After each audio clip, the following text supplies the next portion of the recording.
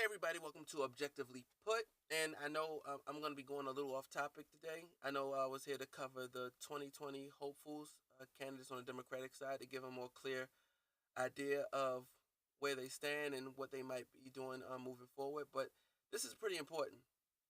So, a new study from the Harvard Gazette finds that 45,000 deaths are annually linked to lack of health coverage. Now, I believe the previous number was around 30,000 a year, and that number was being floated around for like the past 2 or 3 years.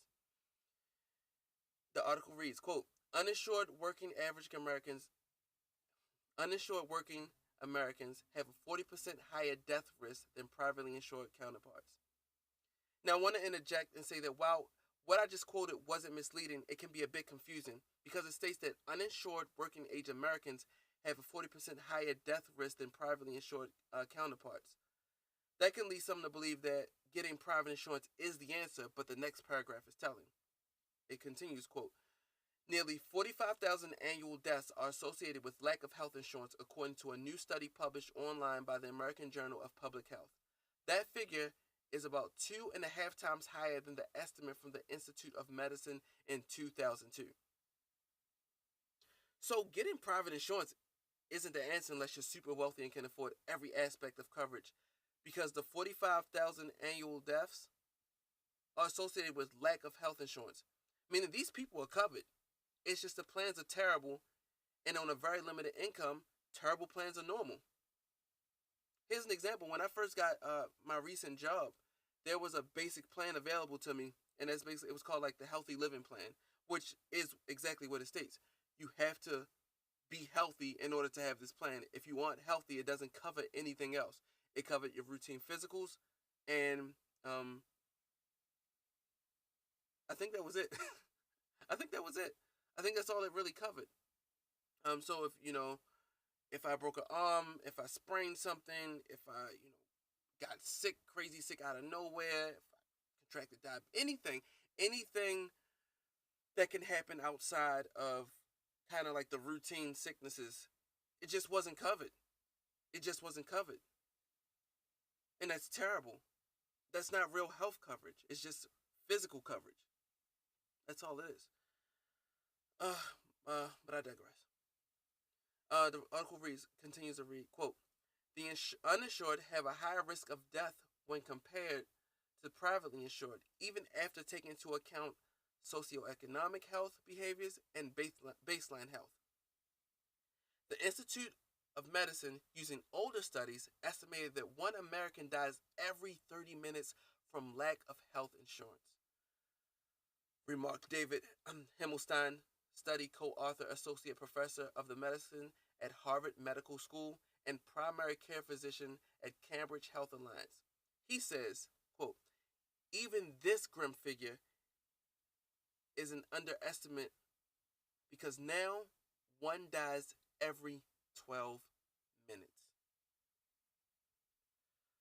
So understand what a deteriorating healthcare system looks like.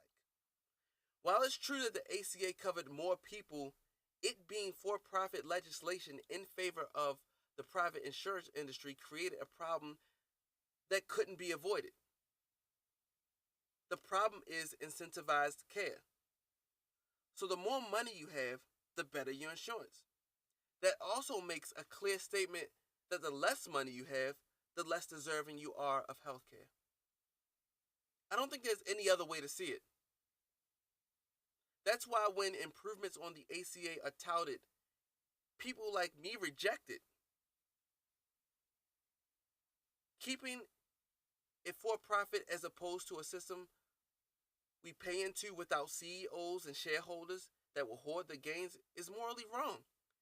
And I know morality depends on perspective, but when someone is dying every 12 minutes due to lack of or no health care, if your response to that is just to let them die, you're not good for humanity, and you're not a good person. And I want to be clear. The recent Republican healthcare proposals were far worse than the ACA, so it's not like they have the answer. But because of the flaws with the ACA, they will always have an argument. Trump has stripped it down, and now it's even less effective. Medicare for all is the answer. Every country has every developed country that has a version of single payer wouldn't dare get rid of it because it's baked into the cake of their society. If we enacted Medicare for all here and everyone was covered, any politician who dared to try to take it away would be committing political suicide. Just look at what happened with the ACA. When Republicans started talking about repeal and replace, there were a lot of people saying, "Yeah, we want to replace it. We want to get rid of it." There were a lot of ordinary citizens saying it because they thought the Republicans had a better plan.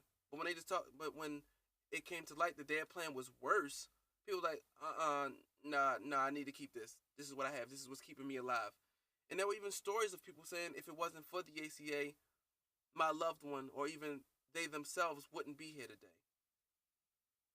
But because the ACA has the flaws, there will always be an argument against it and someone who can run against it and create arguments in favor of something different that's not great. When, if you take the left position, Medicare for all, you kill the whole debate with that. They're still debating on it like it hasn't worked anywhere else. Every developed country that has a version of it,